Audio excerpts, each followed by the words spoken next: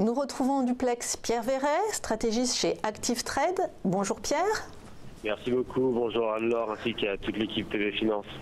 Aujourd'hui, vous nous parlez du dollar australien, assez plus haut face au dollar américain.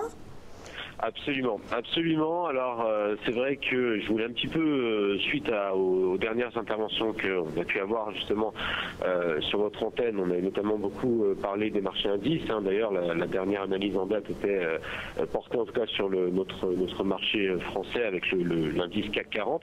On évoquait justement un certain tassement des cours, un certain tassement des volumes dans l'enregistrement de nouveaux plus hauts. Je voulais un petit peu voir avec vous justement sur les actifs les plus directionnels, en tout cas de ce début d'année, faire un petit peu un petit saut sur la classe d'actifs du Forex. Alors c'est vrai que sur le Forex, on a, en tout cas ces derniers temps, sur ce fameux marché des devises, on a beaucoup parlé bien évidemment du dollar américain, avec bien évidemment les déboires de Trump et puis surtout la chute un petit peu des investisseurs, la chute qui est très vraisemblable en tout cas dans la confiance des investisseurs concernant cette monnaie-là. On a bien évidemment évoqué le GBP avec le dossier du Brexit, etc. Alors c'est vrai que ce soir, ce matin, je voulais porter mon regard sur quelque chose de plus directionnel. Alors pour cela, j'ai utilisé des outils quantitatifs en ce qui concerne justement la détection d'opportunités sur le Forex. Il s'agit bien évidemment, en tout cas, du premier graphique que je vous ai fourni, qui est un graphique de performance.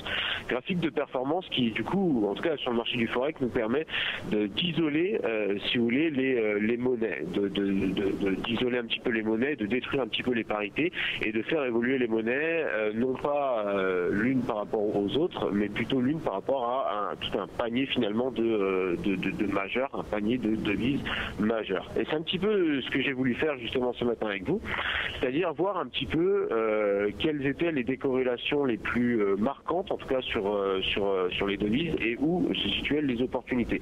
Il est bien évidemment de notoriété publique que le dollar américain a été fortement shorté justement déjà toute l'année dernière et puis beaucoup en ce début d'année 2018. Oui, je voulais voir un petit peu quelle était la paire, quelle était la monnaie plutôt contre laquelle il était judicieux justement de se placer. C'est vrai que ce qui ressort de ce graphique de performance, c'est vraiment le dollar australien.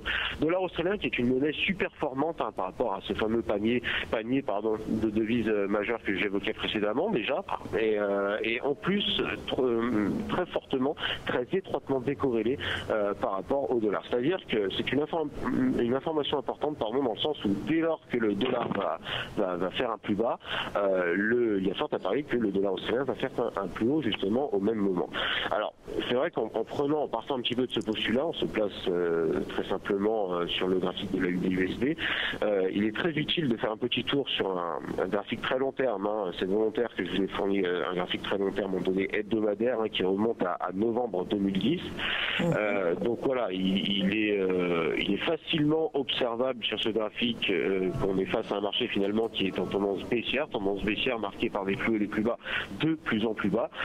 Plus récemment en tout cas en ce qui concerne la phase de cette tendance baissière de long terme, on est face à un marché qui évolue à l'intérieur d'un canal ascendant cette fois-ci, donc la tendance est haussière en tout cas à plus court terme depuis octobre 2015. Cela dit, n'oublions pas que ces fameux canaux ascendants jouent le rôle très fréquemment de figure chartiste de continuation dans les tendances long terme.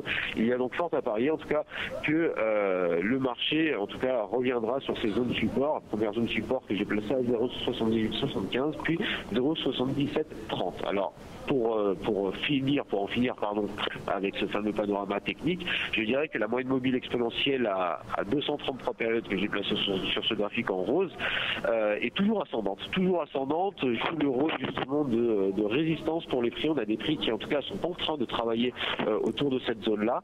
On a également un indicateur stochastique qui quant à lui nous offre un signal de vente justement placé très loin justement en zone extrême de prix. Donc il y a en tout cas concernant cette configuration long terme que nous avons en face de nous, il y a fort à parier que justement le marché ira un petit peu, en tout cas retournera sur cette fameuse bande haute, hein, sur sa résistance dynamique haussière, pour ensuite possiblement retracer jusqu'aux zones support précédemment citées, 0,7850, 0,7875 et 0,7730. Maintenant, si on jette un petit coup d'œil à plus court terme, pour les investisseurs justement qui se placent à plus court terme, vous verrez que le discours est beaucoup plus nuancé. Le discours est beaucoup plus nuancé, on est beaucoup moins baissier justement. Alors il s'avère qu'on est cette fois-ci face à un marché en tout cas qui sur le très court terme, hein, enfin sur le court terme plutôt je dirais, hein, depuis le mois de décembre de 2017, évolue de manière relativement haussière. Hein. On a des prix qui enregistrent en tout cas des plus hauts de plus en plus hauts, des plus bas de plus en plus hauts également. Une moyenne mobile à 21 périodes, une moyenne mobile exponentielle à 21 périodes qui n'offre aucun type de fléchissement, aucun type de faiblesse et qui accompagne toujours les prix dans leur tendance haussière. On a également un MACD très bien placé en zone relativement extrême, mais qui nous donne absolument aucun signe de faiblesse, ni divergence, ni j'allais dire signal clair de vente.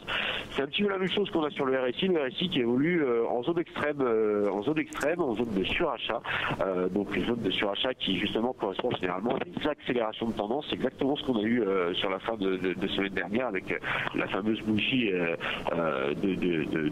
d'une figure à peu près d'un peu plus de 100 pips. Il serait vraiment pas très judicieux de se placer short face à un tel TGV, en tout cas à court terme. Cela dit, il ne faut pas oublier que le potentiel de hausse reste relativement restreint. On a les prochaines résistances à 0,82 puis 0,83. Donc on a à peine deux figures devant nous. Bien évidemment, les traders à très très court terme, comme les scalpers par exemple, pourront essayer de tenter de capter, j'allais dire, les derniers mouvements d'accélération qui se feront vers ces zones-là. Cela dit, pour le swinger, je ne recommande pas vraiment de prise de position. Voilà, absolument.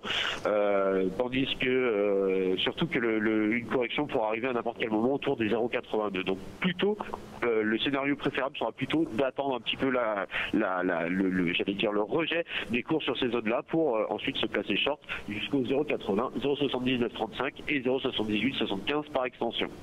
Merci beaucoup Pierre Verrès, stratégiste chez Active Trade.